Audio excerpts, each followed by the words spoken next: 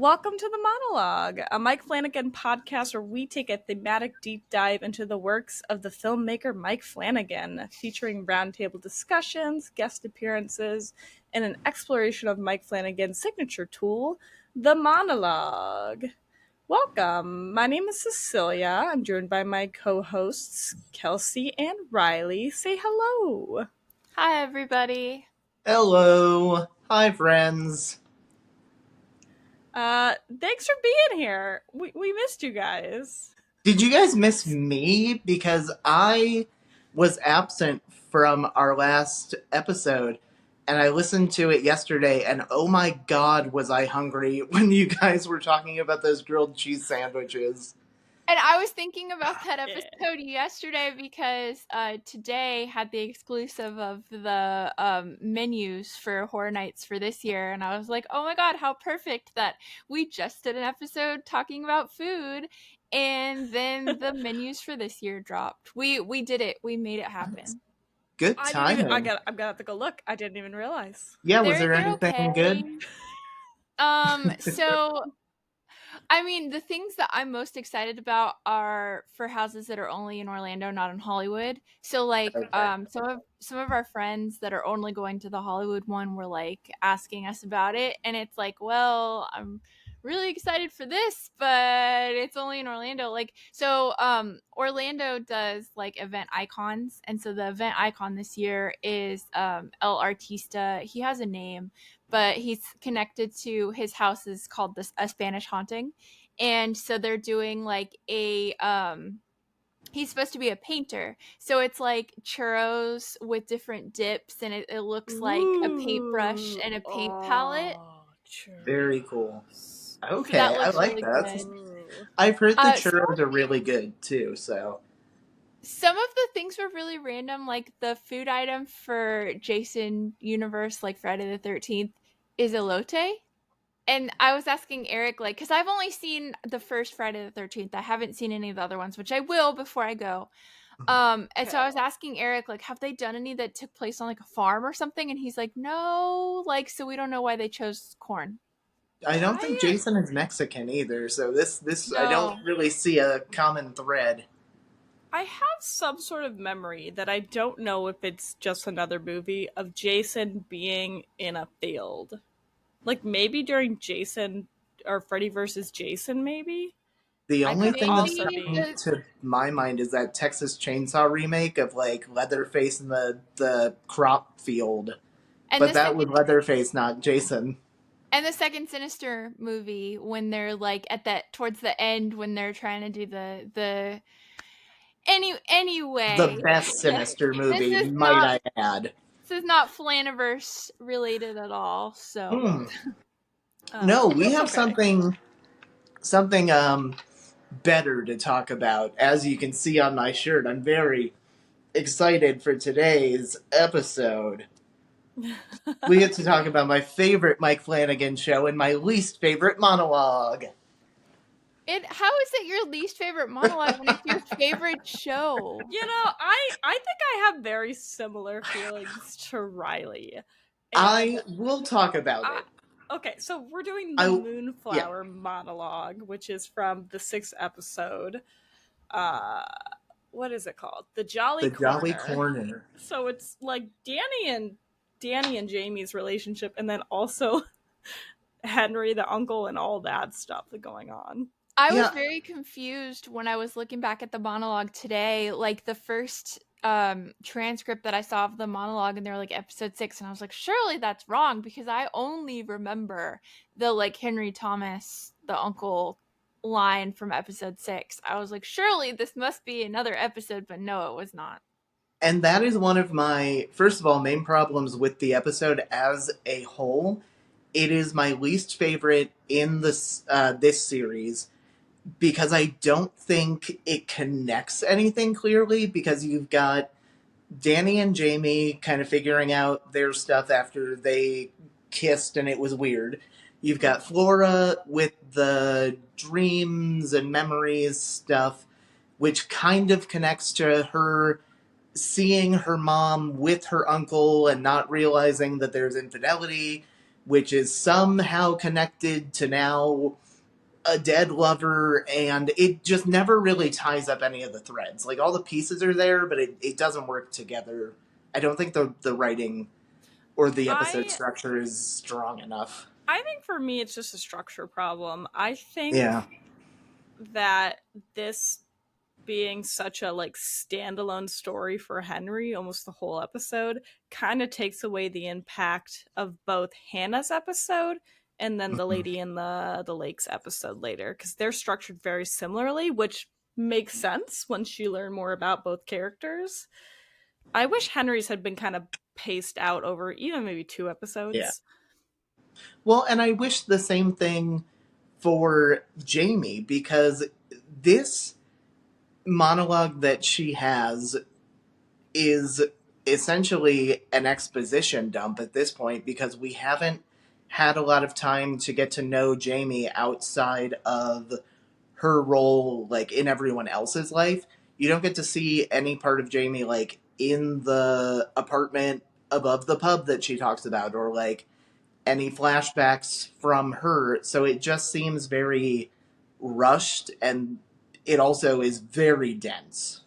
There's just a lot of information in this monologue, to the point where, I mean, obviously I don't know anything about writing for TV or film or script writing or anything, but like if a student had submitted this as like a creative writing piece in like a class that I was teaching, my instinct would be like, we got to find ways to like show and not tell, because it was a lot of just like this, and it's like, surely you can get this message across by like kind of giving us more subtle hints, instead of like, mom did this, dad did this, mom did this, dad did this, coal miner, no Yeah. plants underground, foster care, jail, plants. Like, it just felt And like a it's lot. like the way it's told is very cinematic, and Yeah. like Yeah. the language is beautiful, the delivery, because the language is also very like flowery, no pun intended,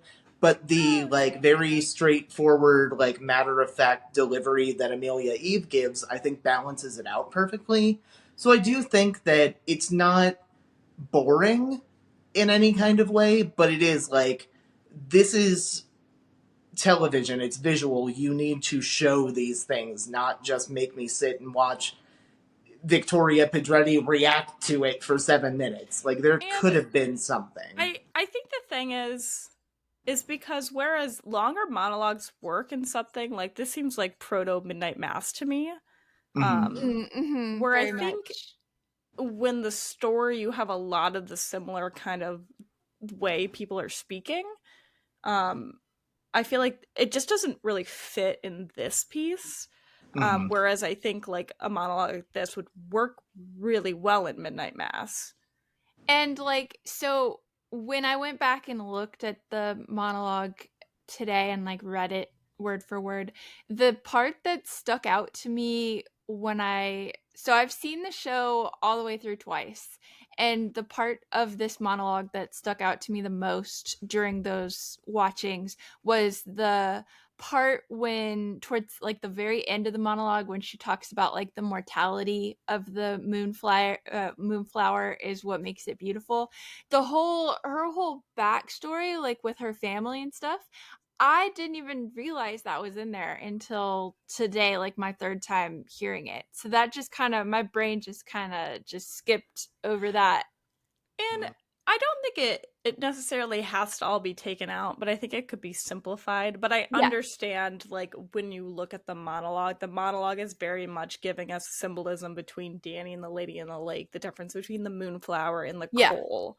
So the dead thing that's been crushed for so long that it sets on fire. And it is like important, because I mean, by the final episode, like, no spoilers, but Jamie and Danny are the ones that we're focusing on. Yeah. So we needed to know about Jamie's backstory, because up until that point, she's kind of an enigma still.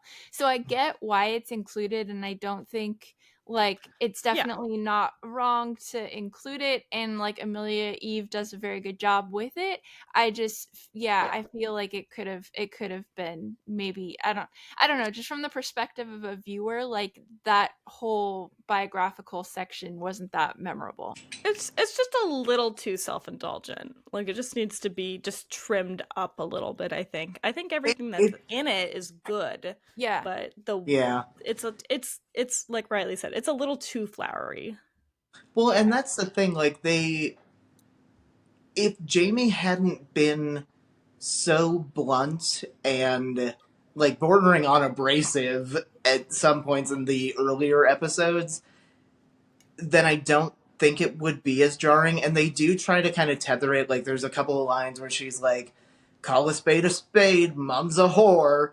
But it's like, oh, this doesn't feel like fun, jokey Jamie anymore. This feels a little off putting. So there's Uh, just, And and I I think the focus too with like, are we talking about childhood? Are we talking about comparing relationships? Like, what is the point of I this? I think the point is to explain where Jamie is at emotionally and her past and what she's gone through, to make it even stronger of her telling Danny that, like, a lot of people have let me down in my life. I don't put a lot of effort into people because I don't trust them, but you're Mhm. someone that I want to put effort into. And so that's what I think the main conceit of the monologue is. And it does stay, like, even the way that it's like very quick and kind of run together, like that does stay true to the character, because like already up until that point in the series, like we definitely get the vibe that like Jamie is not very into the whole emotional, like touchy feely kind of like, like she wouldn't be someone I think that would be comfortable talking about their emotions. So that does kind of make sense that it comes out just kind of like bum bum bum bum bum bum bum, just kind of all out at once, because she probably would just want to like get it out to like get her message to Yeah. Danny and not dwell on it. I Yeah. do My think that's a good. question. Oh yeah. No, go ahead. You think it No, was a good point? I honestly forgot what I was gonna say at this point. It probably Oh just wait, I that it's a good point that the nervousness would make you kind of be like, let me just give you all my trauma and then we can decide what we want to do. Um, my question is, so when this role was originally written, it was written for a man, but was later changed Yeah. to a female. Mhm. Um, do you think this monologue was different before then? If it's the same, how do you think this monologue would have came off with a man kind of okay. delivering this? Because I So think it coming originally, from a female perspective softens it. It does. I feel like the whole like mom's a whore and stuff like that. Like if it had come from a male That probably would have character, changed. That was probably different. well, yeah, I feel and like that and would not have played well with a male character.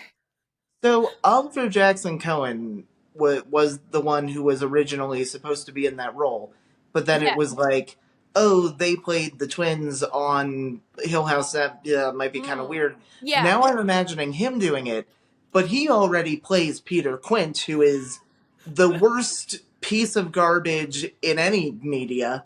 Uh, and imagining him doing this monologue makes it so much more sinister. I hate it now that you've said that. I mean, I don't think he would have been playing the role of Jamie as Yeah, it would have been a Peter. different No. vibe. I'm sure it But would it have been is endearing, but like imagining that, it just creates such like a fight or flight feeling in me. I'm like, get away from him.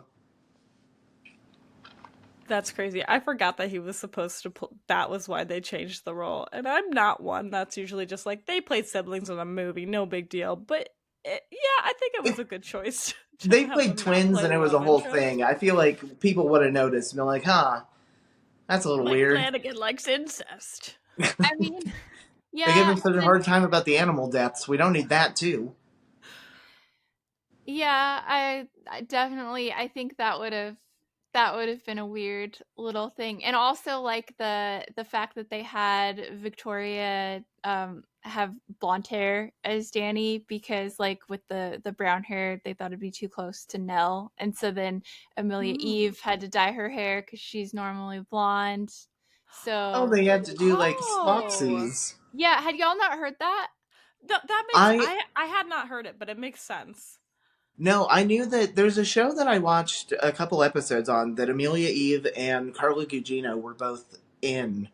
And she's blonde in that. I wish I could remember what the show was because it was very interesting but very weird. I remember being so confused, like, so when Bly Manor came out, most people, we were still in like COVID lockdown, and so there was like this like Yeah. virtual convention or something that like, or virtual Comic-Con or something. Oh, yeah, yeah, And yeah. Okay, I he remember this. was one of the like people for that, and I remember being so confused, like seeing people's like Zoom pictures, because I'm like, wait, she's blonde, and then I like looked and was like, oh, she like normally is, like she's not normally brunette. It was just, and then I like saw like years later, I saw that thing about like that they thought that Danny would be too close to Nell, and so they had to make some changes like to their appearance. I mean, I'm not gonna complain about it. My girlfriend is also a woman with gigantic blonde hair, so Gigantic hair. She's Dolly that's my Parton. type. She's, yep, just gigantic hair and gigantic unnaturals. When you started that sentence, I thought it was going to go a very different way. So I'm glad that it ended with hair. Uh huh. Um, Oh man, what else is there to anyways, say about? we were very hard on this monologue, but Yes. Yeah. I do really like Bly. Oh yeah, no, Um, it's my favorite show. I do think like, and it's not even. It's just I wish there were more time. Like if there were one more episode that we could have just fleshed Jamie Moonflower. out a little more. One But thing I have a that question oh, because okay, I Riley. so speaking of my girlfriend, we've been rewatching, or I've been rewatching. She's been watching Bly for the first time, and we got to episode 4 where Danny and Jamie, it's kind of clear that it's like, ooh, they like each other. And by this point, my girlfriend's like, wait, I haven't picked up on any of this. They have had no chemistry. What do you guys think? Because I think the exact opposite. I feel like I it's very blatant.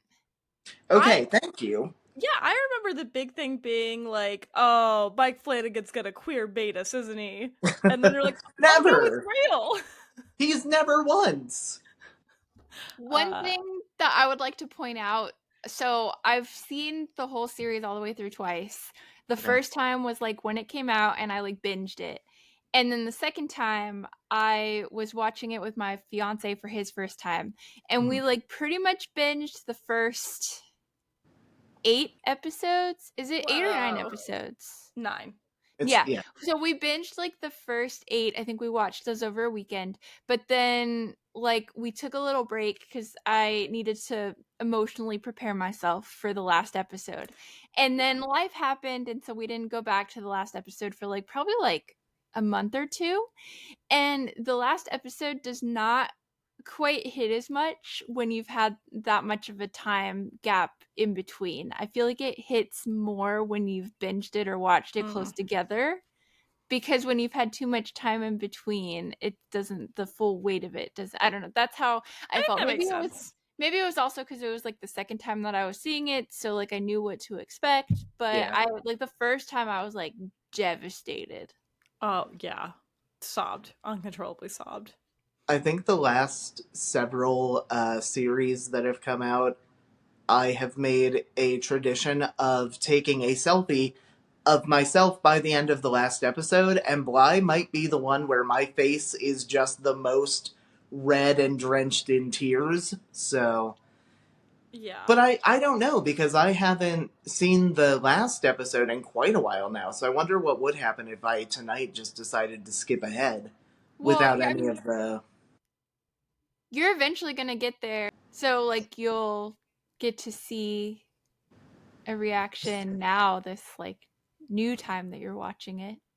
Yeah, that's true. We have been slacking. We've got over half of the series, but we're on episode 5, so now I'm already waiting to be devastated by that. 5 is, I feel like with pretty much any Mike Flanagan series, episode 5 is like devastating. Yeah, at this point, I'm just anticipating it with anything that comes out. Because episode Yep. 5 of Hill House was Nell's Was story. yeah, Bent Neck Lady, and Yeah, then and then episode 5 is Hannah's Hannah's story. episode. And then episode 5 of oh, Midnight Mass. Usher.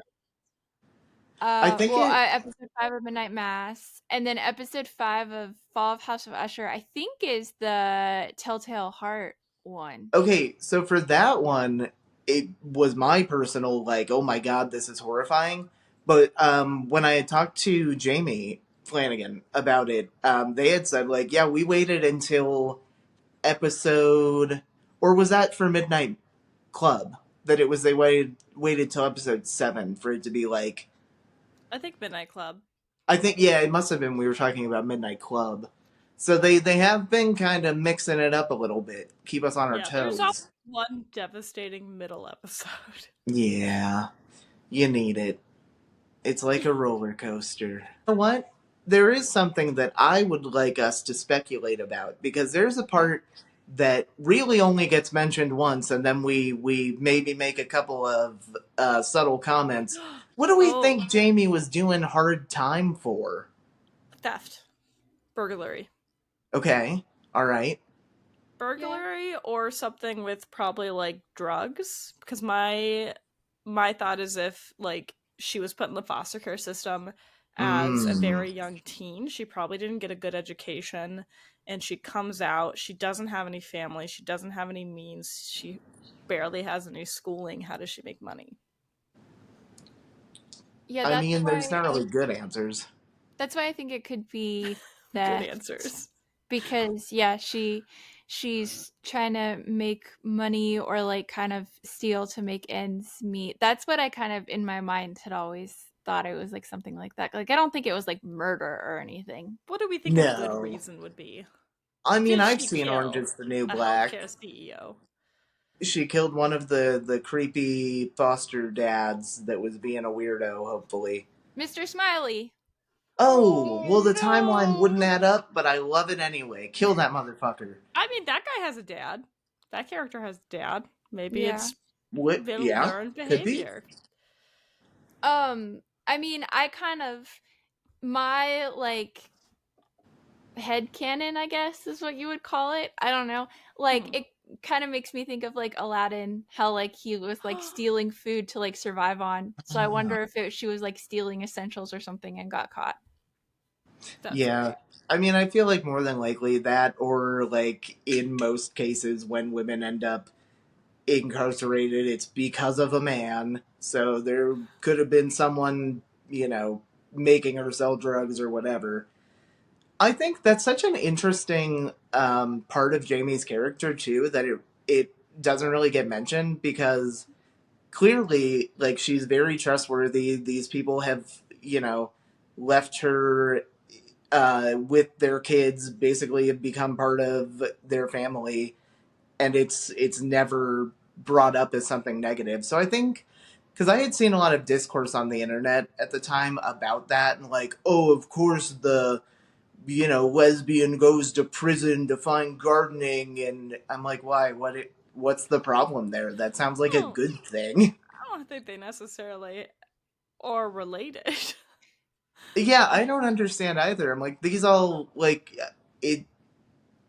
That could be someone's real life. It doesn't seem unrealistic, or that you're like condemning any of that. It also seems to just be based around her trauma as well, because Mm-hmm. her whole Moonflower speech is just like, people are messy and awful and they can do you wrong. Plants are pretty simple, and as long as you give them like sunshine and water, they won't leave you and disappear out of your life. I mean, that's the same theory for like why people have pets and plants, I guess, and the like Gen Z little treat culture. Like the Sunny Oh, Angel was like literally created for lonely women to give them the something to what? look after. Did you The not know the Sunny Sunny Angel? Angel? What is this? It was like the precursor to it was like the thing that people were going crazy about before Labubus. It's like this little figurine. I'm looking it up. I don't find them that cute, but it's like a little baby and then it has different things on its head, like different little hats. And the Kind of creator looks said that possessed. wanted to create some little trinket that like women could like attach to their handbags or put on their work desk or something if they were lonely. But it's called a Tamagotchi. We had them in the 90s. Why are they just reinventing these I don't things? like this at all. Yeah, Labubus are it's a creepy as little. fuck, by the These way. are creepier. So there's apparently Sunny Sunny Angels are Angel creepier. has a snack series now, and just to give you a flavor. Oh, they're naked. Yeah. Why? What is Why would going I? I on? mean, I guess I'm not a young woman, but why would anyone want them? What? They were like really popular. Like they were like Labubu status, like selling out everywhere like a couple years Wow. ago. Do you think maybe next uh traumatized character they'll find meaning in like selling Labubu dolls? Okay. This is something new they have coming out, and I kind of like it. Oh, it's Oh, green. I've seen those around. They're like That little stick figure Yeah, they're like called Plush Schmitz Schmeisky. oh, is that what they're Schmishky. called? Schmishky. Plush keychain coming soon. $25. Do I need one? No, allegedly there's like a you need new two. Labubu series They have that coming out. Prime. I got like an email from Pop Mart about it, but then when I went to the app, all I could see was that they're doing like another like Big Into Energy release. So I don't think that there's a new one. I don't know. They're cute. Like I've seen a couple students with them on their backpacks. But I'm just like, that's a lot of money for me to spend right now on something that I don't know what I'm getting. So Also, I've never, sorry for the tangent. The Pop Mart web like app is one of the most broken apps I've ever used in my life. It's awful. It's garbage. I do like though how I they have the countdown for you. Like it'll say like August 23rd at like 21 like o'clock, so like 9 p.m. like there's gonna be a launch and you can put it in your cart and then try to check out. Why So is it I've never. military time? It sounds so Well, serious. it's international. I feel like other Oh, countries use military time. I feel like the okay, US fair is enough. probably the only one that doesn't. Just like we're the only ones that use like feet and inches instead of like the metric system. that's We just No, fair. have the well, we're metric. wrong about that one, but the time one I think we're right about. Mm, No, we are, because I can't figure out the other kind. No, but the military time is helpful because like how many times have you had a conversation where you're like, "Oh yeah, like I'm free at 6," and you have to be like 6 a.m. or 6 p.m. But I would military never time tell you I'm you free don't. at 6 a.m. or 10. Like I'm free at 10. I'm like, AM or PM? No, never. I'm in PM? bed. I've been Well, asleep for hours. 9, like 9 a.m. But the point is that there is bound to be some time where you're confused about like what time do you mean, but military time like makes it clear. Yeah. Also, if you're I just hate flying, change. if you're flying internationally, it's so much better to see military time because then you know for sure, like, okay, that is when my plane is leaving. Yeah, and Yeah, it's that's fair. I've not. never been Yeah. anywhere, so yeah, that might be helpful. But yeah, Anyways, so I don't know how we got on this topic. All that to uh, say, I think the juxtaposition between Jamie finding meaning in the plants and earth and dirt compared to her dad living inside of the earth where everything was dead in the coal mines is very yeah. nice. Could have tied together a little better though. Modern day version where Jamie's dad is a Labubu reseller. Oh And man, what does she find passion in? Going I outside and touching grass. Yes. Oh, we need more of that. my last thought is that I know I already kind of talked about this, but the whole idea, this speech, the end of it, reminds me a lot of what will become Aaron's monologue in Yes. Midnight Mass, where it's just like life recycles and like you might die, but you go to feed something else and that blooms, and like just because the flower blooms and the bud dies doesn't mean that it wasn't beautiful and that you won't remember what it left behind. And just leave the plant behind, at least for a So little bit. I'm really curious about how much, like, I thought the same thing when I was reading this. I'm curious about how much of this was like a trial run for Midnight Mass because correct me if I'm wrong, but I think Mike has said that when he made Hill House and it was such a success that like Midnight Mass was like tied into that, like, oh, I get, if I make this for you, I get to make Mhm. this. And Bly came after Hill House had already been successful, so it was like a known thing that Midnight Mass was going to happen or attempted to happen. And so I kind of do wonder if this monologue was like kind of working through how things might go for Aaron's monologue. I think Yeah. the writers' room is pretty consistent as well. So just in terms of like the way that these lines are going to read and the people that are writing them and the ideas that are being shared, I think it could be considered a precursor to it. And I imagine if like Mike had been working on the scripts for Midnight Mass for a while, there's a good chance that like you're writing something else, but part of like what you want to write kind of seeps into the current thing you're writing. And a lot of things in the Flaniverse kind of deal with the concept of mortality. Like Hill House does, Bly Manor does. I'm Midnight Club, even though that was based on source material, and like The Life of Chuck was based on source material, but it's important to those as well. Yeah, they Oh all yeah, kind of rhyme with each other. yeah. And now I'm like, should I get a Moonflower tattoo? I still want to get a tattoo. You guys want to get Bly tattoos? Should we get No, we Moonflower can't. tattoo? But No, Should we why we? would can't. you We but why each get would one you right get here. a Moonflower tattoo if like wait, was Riley, were you the one that was like, this is my least favorite monologue from this show? Why would you Yeah, want to but be it's my most reminded of favorite saying that? relationship. I love these But Yeah, I don't girls. that think is it's true. necessarily They're what the sweet. monologue is saying. It's just for how long. Like it's 7 minutes It's long. dense. Yeah, It it is. Like does make some very, very great points, and I mean we've already talked through all of that, but yeah. I I'm sad because like if I were still in high school at this point, like I'd have so much good material for speech and debate monologues thanks to Mike Flanagan. Wow. Like this You would know have made what? such a good speech. One You thing that could be in the high school speech and debate club. You could do like a Drew Barrymore never been kissed kind of thing. Good. I'll tell my brother Josh that he also needs to come and pretend to be a high schooler and make the Doesn't he baseball team. like work at the? Isn't he the janitor? They might Yep. notice that he's not doing his job. Just gonna put on a backwards baseball cap. They'll never know. one thing that I do Hello, really fellow want to kids.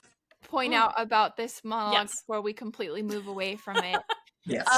So today I was looking on YouTube to see if I could find the monologue without having to open Netflix and go to that episode.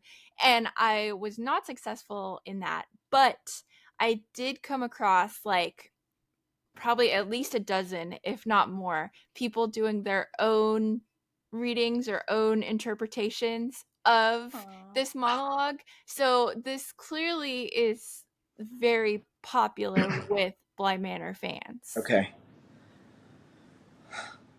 Me mum was Sue. Me dad was Ray. Me mum was a grocer. Me dad smoked crack. That was my Moonflower monologue. Did you guys like it? More, encore. I don't have any. That sounded like Australian. There wasn't, I it I wasn't don't bad. do accents usually. I mean, I can't do accents at all, so I could not have done it any better. Yeah, It me just like either. sounded like if you told me that you were like going for Australian, I think that would be like amazing. That's great. You have a Thank you. built-in I Australian I was. accent. You have to nurture it. You know, that's what I'm gonna do tonight. I'm gonna practice my monologue. I'm gonna learn my lines because I don't think that was quite it. Uh, Not quite. Not a grocer, a coal miner, and a I don't know. yeah, I'll have to study up a little more. But yeah, I think that's any last thoughts on the Moonflower monologue? No. I think we about fully exhausted that one. I do too. Yeah, this was a nice little rant that we got to do. We don't get to do that very often. Yes. Well, Right. rant makes it sound negative. We did find a lot of No. positive. I think that it would be bad if all we said was very positive things, and it's not Yeah, that necessarily I'm a not. I'm negative. not a It's yes more of man. a observation of, you know, Mike evolving as an artist. Yes, we got to learn from our mistakes. All right. Well, thanks everybody for listening or watching. We will catch you next week. Bye. Bye. Bye.